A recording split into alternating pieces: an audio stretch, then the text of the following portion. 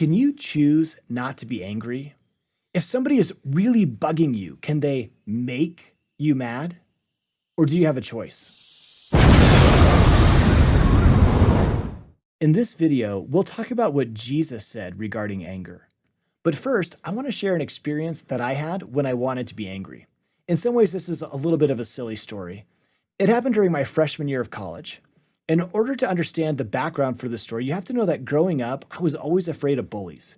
I wanted to learn karate so I could defend myself, but my mom wouldn't let me because she was worried I would beat up my younger siblings. So as soon as I got to college, can you guess what the first class I signed up for was? Karate. And can you guess what the first club I joined was? It was the Taekwondo club. Altogether, I was spending 8 hours a week learning how to fight. I loved it. So by the end of the year, I was feeling pretty tough. And I had this little daydream that I'd be walking around campus and I would hear somebody say, "Help, help," and I could go to the rescue. And believe it or not, that opportunity sort of came. I was at a dance in the Wilkinson Center at Brigham Young University, and I was talking with some girls. And these guys I had never met, they came up and they started talking to us. So the girls left, and these guys started saying rude things about the girls. And I started getting mad. I said, "What's your problem?" Then the other guy started saying more bad things. And I said, "Those girls are my friends. Why don't you guys just get out of here if that's your attitude?" And one of the guys looked at me and said, "Do you want to go outside?" And I was like, "Yeah." And I was so excited. I was ready. I was excited. But just as I was taking the first step outside, this little thought came into my mind. What would Jesus do? Bad time to have a thought like that, but it was too late. I already had the question planted in my mind, what would the Savior do? And I knew that he had said, "He that hath the spirit of contention is not of me, but is of the devil."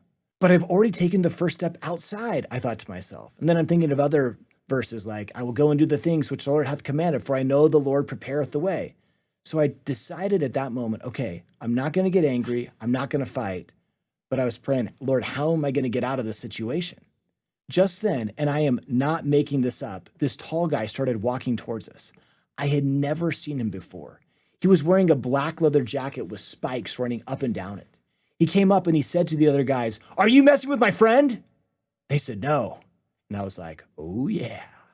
And the tall guy says, "'Cause I fought in bars and I'll smash all your heads together." The guy said, "We're just leaving." And I said, "Get out of here." So the tall guy and I talked for a minute and then he left. And I have never seen him since. Maybe he's one of the 3 Nephites. Just kidding. But that whole experience taught me a valuable lesson. The point is, I wanted to be mad. I felt justified in being angry, but I still chose not to be angry. We can make that choice and not get mad, even in circumstances when we feel justified in doing so. In his sermon at the temple, Jesus taught, "Ye have heard that it hath been said by them of old time, and it is also written before you, that thou shalt not kill. And whosoever shall kill shall be in danger of the judgment of God. But I say unto you that whosoever is angry with his brother shall be in danger of his judgment. And whosoever shall say to his brother, Raka," which would be like calling somebody stupid or an idiot, "shall be in danger of the council. And whosoever shall say, Thou fool, shall be in danger of hellfire." I don't get angry about situations at dances anymore, but now I have a whole different set of temptations for getting angry, and you probably do as well. How do we react when a child speaks rudely to us? How do we react when somebody cuts us off in traffic? How do we react when somebody disappoints us? President Thomas S. Monson taught, "To be angry is to yield to the influence of Satan. No one can make us angry. It is our choice. If we desire to have a proper spirit with us at all times, we must choose to refrain from becoming angry. And I testify that such is possible." It's not easy, but we can choose not to be angry. Let's remember the words of Jesus Christ, "Whosoever is angry with his brother shall be in danger of his judgment. And he that hath the spirit of contention is not of me, but is of the devil." As Elder Lynn G. Robbins taught, we can choose not to become angry. And we can make that choice today, right now. I will never become angry again. Ponder this resolution.